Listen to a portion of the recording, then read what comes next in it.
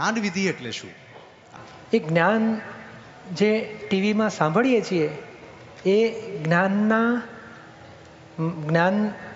જ્ઞાન વસ્તુ સીધી નથી, પણ એ સમજણ છે.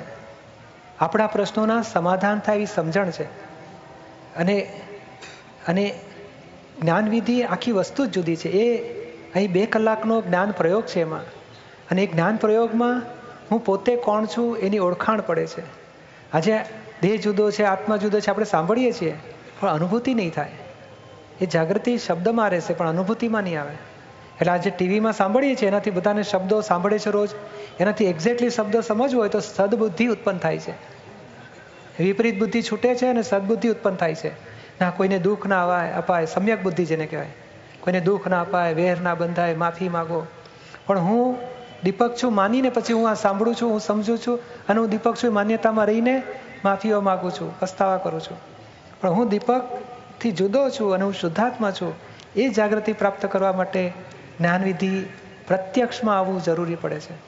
પછી ભૂલ કરનારાથી પોતે જુદો પડે છે. ભૂલ દેખાડનારો આત્મા જુદો, ભૂલ કરનારો દીપક જુદો, ભૂલને માફી માગનારો પણ દીપક જુદો.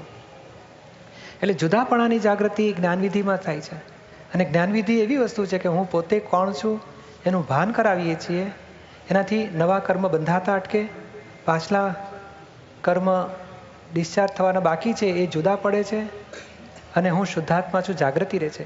હવે ડિસ્ચાર્જ કર્મ જે બાકી રહ્યા છે જીવનના, જે જવાબદારી ફરજો બધું જીવન તો પૂરું કરવાનું બાકી છે, એ આત્મામાં રહીને કેવી રીતે જીવન પૂરું કરવું કે જેથી કરીને પાછલા કર્મો ફળ ભોગવવાના ક્ષમતા ભાવે પૂરા થાય, નવા બીજ ન પડે, એવી આજ્ઞા પાળવાની વાત હોય છે. એ આજ્ઞામાં નિયમ નથી પણ જાગૃતિ છે.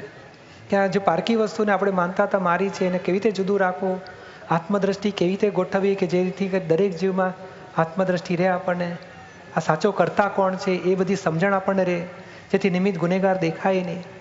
એટલે એ આજ્ઞા નિર્દોષ જોવાની દ્રષ્ટિ છે. એમાં કરતા ભાવ છૂટી જાય છે અને આત્મ જાગૃતિ વધે એવું એમાં બળ છે. એવી આજ્ઞા પાળવાથી આત્મ જાગૃતિ વધે, પાછલા કર્મો પૂરા થાય, નવા કર્મો બંધાય નહીં. એટલે આ 2 કલાકમાં આખું આત્માનું જ્ઞાન મળે છે. એને આત્મ જાગૃતિ પ્રાપ્ત થઈ કહેવાય. અને કર્મ ના બંધાય એની માટેની ચાવીઓ બતાડીએ છીએ.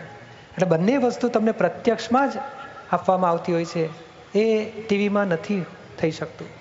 અને ટીવીમાં આપણે દીવો બતાડીએ અને પછી તમારો દીવો ત્યાં ઘર બેઠા અડાડો ટીવીમાં તો પ્રગટે ખરો? અરે તેલ અહીં રેડીએ તોય તેલ રેડેલું પણ તમારા દીવામાં તેલ રેડાય નહીં. એટલે તેલ રેડવા પ્રત્યક્ષ આવવું પડે અને દીવો પ્રગટ કરવા પ્રત્યક્ષ આવવું પડે. પછી તમને દેખાય ખરું કે આ દીવાના અજવાળામાં લોકો ચાલ્યા પડી જતા હતા, હવે પડતા નથી, આના ઘરમાં અજવાળું થયું, એનું પરિણામ તમને સાંભળવા મળે ટીવીમાં. પ્રત્યક્ષ તો દીવો પ્રગટ કરાવવા માટે આવવું જ પડે.